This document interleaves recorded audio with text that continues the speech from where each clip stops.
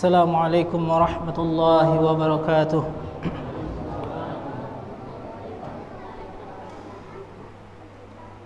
Alhamdulillahi rabbil alamin. Assalatu wassalamu ala asrafil anbiya'i wal mursalin wa ala alihi wa sahbihi wa man tabi'ahum bi ihsanin ila yaumiddin.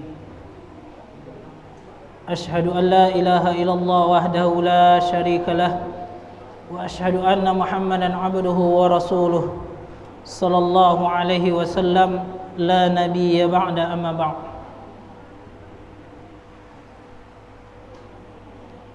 Bapak Ibu yang dirahmati oleh Allah Subhanahu wa taala, puji dan syukur kita haturkan kepada Allah.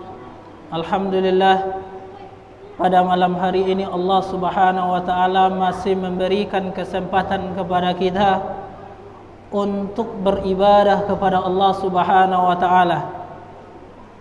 Allah Subhanahu wa taala masih memberikan kesempatan kepada kita untuk bertaubat kepada Allah Subhanahu wa taala, meraih hidayahnya Allah Subhanahu wa taala. Sungguh nikmat terbesar yang didapatkan oleh seorang hamba ketika ia diberi hidayah oleh Allah Subhanahu wa taala dan ditetapkan di atas agama yang hak ini. Bapak Ibu yang dirahmati oleh Allah, apalagi kita diperkenankan oleh Allah untuk bertemu dengan bulan Ramadan, bulan yang penuh dengan ampunan.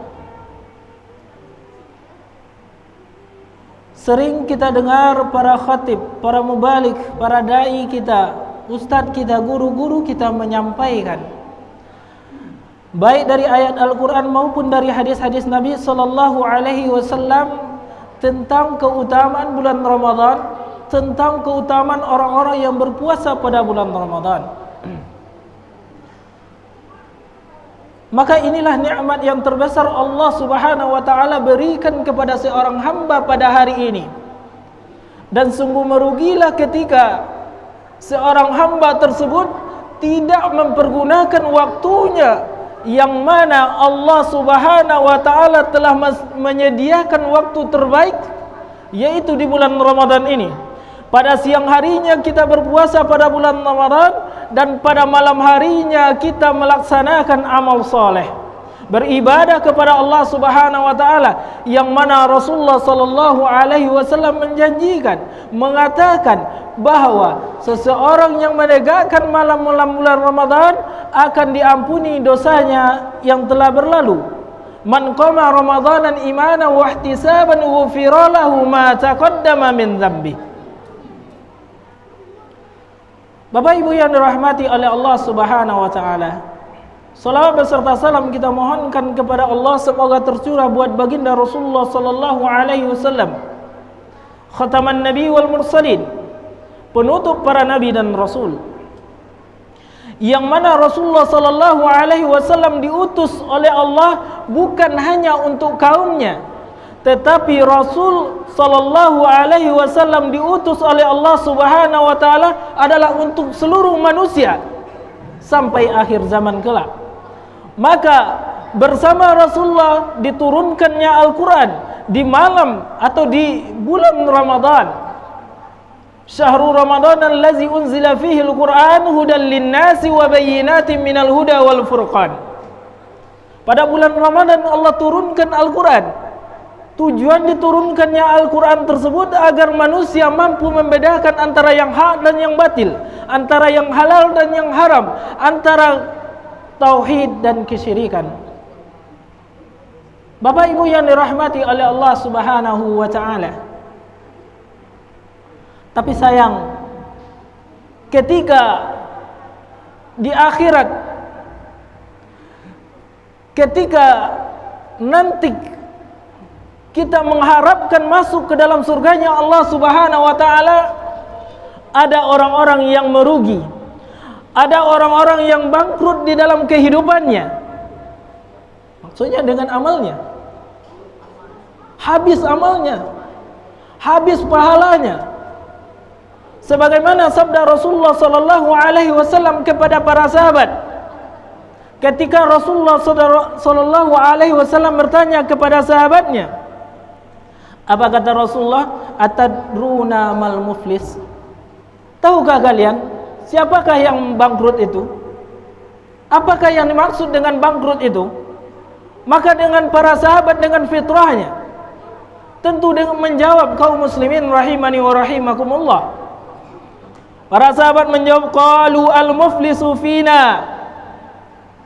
Mereka menjawab, yang bangkrut itu di sisi kami wahai Rasulullah. Man la dirhaman lahu wa la mata'.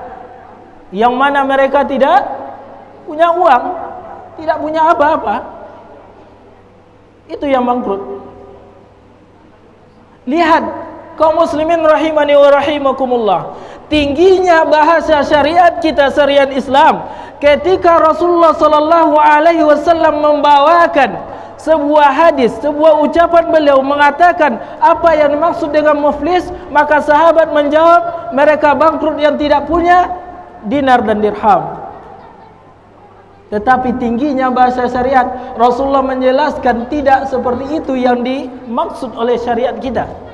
Yang dimaksud oleh syariat kita adalah innal muflisa minal ummati. Sesungguhnya orang yang muflis di kalangan umatku, kata Rasulullah sallallahu alaihi wasallam, ya'ti yaumal qiyamati bis shalah, yaitu seseorang yang datang pada hari kiamat dengan pahala salatnya, wasiyam dengan pahala puasanya, wazakat dengan pahala zakatnya. Terus kenapa dikatakan bangkrut Bapak Ibu?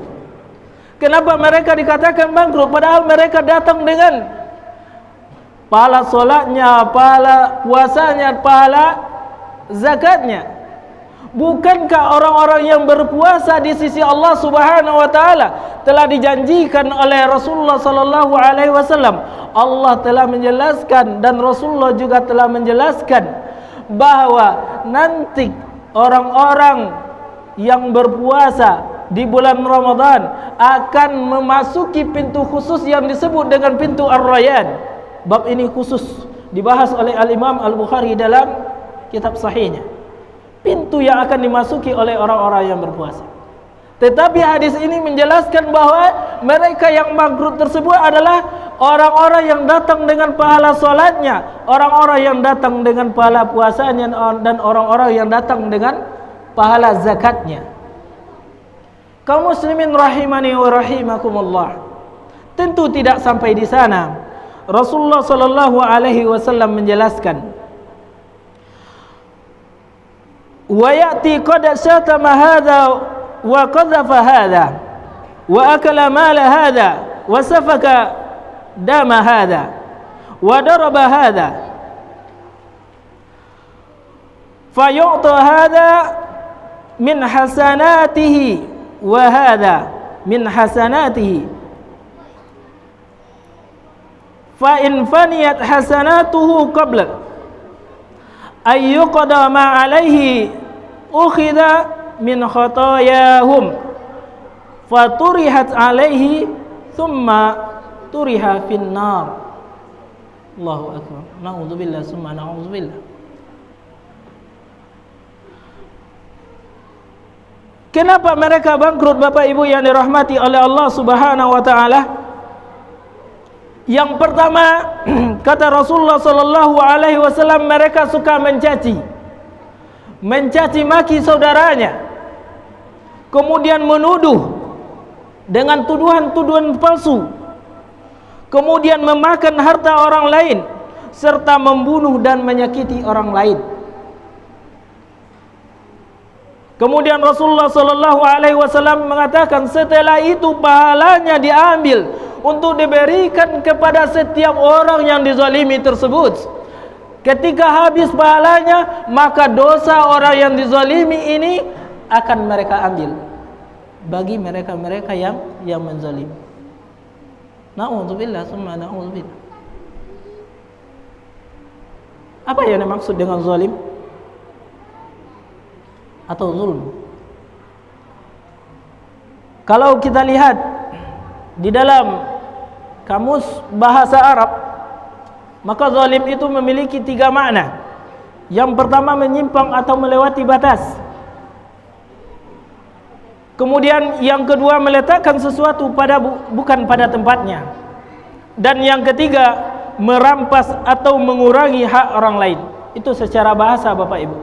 Yang dimaksud dengan kezaliman, seluruh yang Rasulullah SAW sebutkan tadi itu adalah perbuatan-perbuatan zalim dan menzalimi orang lain.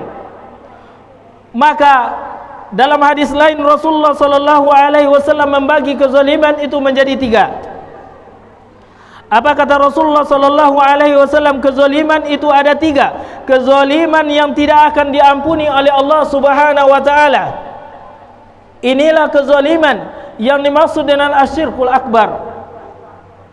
Sebagaimana Allah Subhanahu wa taala berfirman dalam Al-Qur'an, "Inna syirka la zulmun azim." Sesungguhnya kesyirikan tersebut adalah kezaliman yang besar. Maka kezaliman di sini adalah hak seorang hamba dengan Allah. Allah tidak mengampuni dosa orang yang melakukan kesyirikan kepada Allah apabila ia tidak bertobat kepada Allah ketika berada di dunia ini. Innallaha la yaghfiru an yushraka bihi wa yaghfiru ma duna dzalika liman yasha.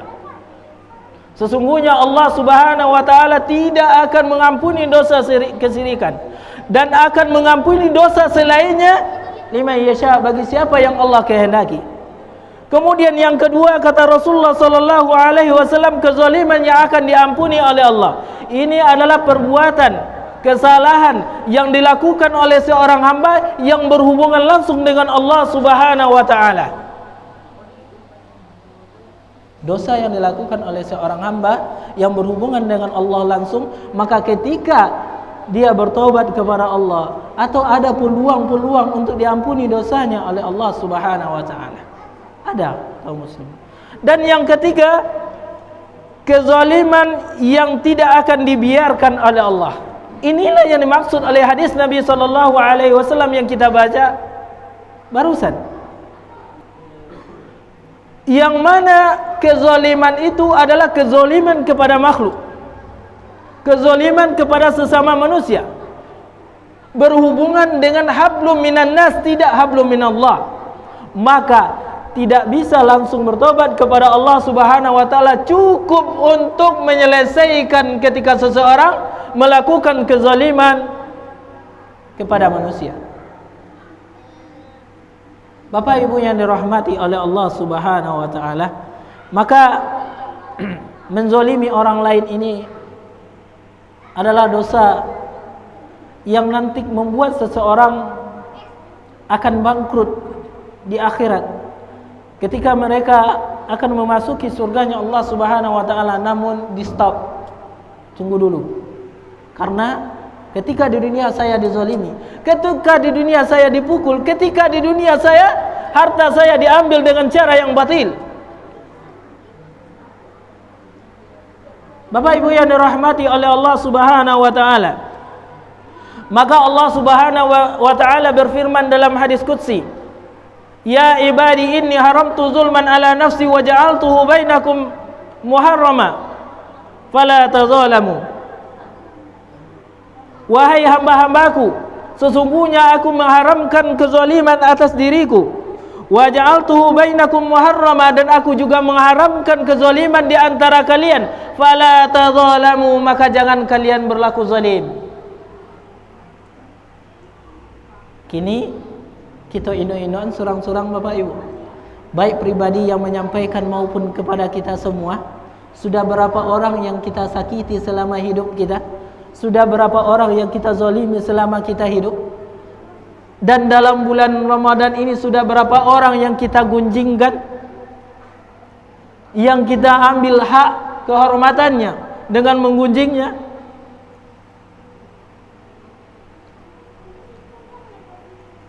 Bapak Ibu yang dirahmati oleh Allah, selagi waktu Allah berikan untuk bertaubat kepada Allah, selagi waktu Allah berikan untuk meminta maaf kepada saudara kita, maka temui mereka.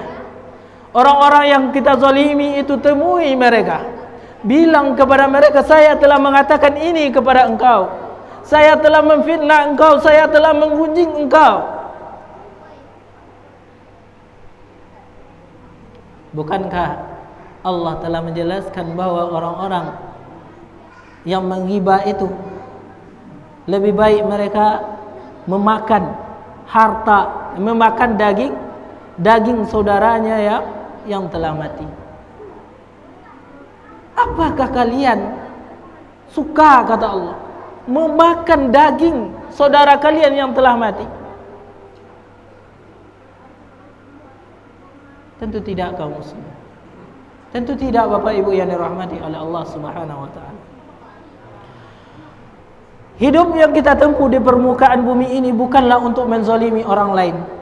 Kita diberi kesempatan hidup oleh Allah Subhanahu wa taala bukanlah untuk menzalimi orang lain, tetapi kita diberi kesempatan hidup oleh Allah Subhanahu wa taala adalah untuk beribadah kepadanya. Wa ma khalaqtul jinna wal insa illa liya'budun. Tujuan manusia ini diciptakan oleh Allah adalah untuk beribadah kepada Allah, menjelaskan, mengajak bagaimana saudara-saudara kita mendekatkan diri kepada Allah Subhanahu wa taala. Itulah tujuan Allah Subhanahu wa taala menciptakan seorang hamba. Bukan untuk menzalimi antara satu dengan yang lainnya, bukan untuk memfitnah antara satu dengan yang lainnya, bukan untuk menghibah antara satu dengan yang lainnya. Maka dengan hal ini, mari kita sama-sama dekatkan diri kita kepada Allah Subhanahu wa taala, sehingga pahala-pahala puasa yang kita kerjakan, pahala salat yang kita kerjakan, zakat, sedekah yang kita berikan, semoga pahalanya tetap di sisi Allah Subhanahu wa taala. Nanti kita akan menuainya di akhirat kelak dan tidak akan diambil oleh saudara kita yang kita zalimi itu. Bapak Ibu yang dirahmati oleh Allah Subhanahu wa taala, mungkin itu yang bisa kita sampaikan pada pertemuan yang singkat ini. Semoga apa yang kami sampaikan bermanfaat untuk pribadi dan untuk kita semua. Dan semoga hari-hari kita di bulan Ramadan ini semakin semangat kita dalam beribadah kepada Allah, semakin semangat kita dalam membaca Al-Quran, karena bulan Ramadan adalah bulannya Al-Quran. Sering dikatakan oleh para dai dan mubalik bahwa keutamaan bulan Ramadan ini bersamaan dengan keutamaannya Al-Quran. Ketika Al-Quran diturunkan pada bulan tersebut, maka bulan tersebut menjadi mulia. Ketika Al-Quran dibawa oleh makhluk Allah Subhanahu wa taala yang bernama malaikat, maka malaikat tersebut menjadi malaikat yang mulia di sisi Allah. Maka begitu juga ketika seseorang bersama dengan Al-Quran, maka merekalah orang-orang yang terbaik. Khairukum man ta'allama Al-Quran wa 'allamahu. Sebaik-baik kalian adalah orang yang mempelajari Al-Quran dan mengajarkannya kepada orang lain. Maka jadikan Al-Quran sebagai tuntunan kehidupan kita. Semoga kita terbebas dari hal-hal perbuatan-perbuatan maksiat kepada Allah Subhanahu wa taala dan hal-hal yang dapat merusak kehormatan saudara-saudara kita. Mohon maaf atas segala kekurangan dan kesalahan yang menyampaikan. Kebenaran datang dari Allah dan Rasulnya, dan kesalahan datang dari kelemahan ilmu yang kami miliki. Kita cukup dan tutup dengan doa kafaratul majlis. Subhanakallahumma wa bihamdika asyhadu an la ilaha illa anta astaghfiruka wa atubu ilaik. Assalamualaikum warahmatullahi wabarakatuh.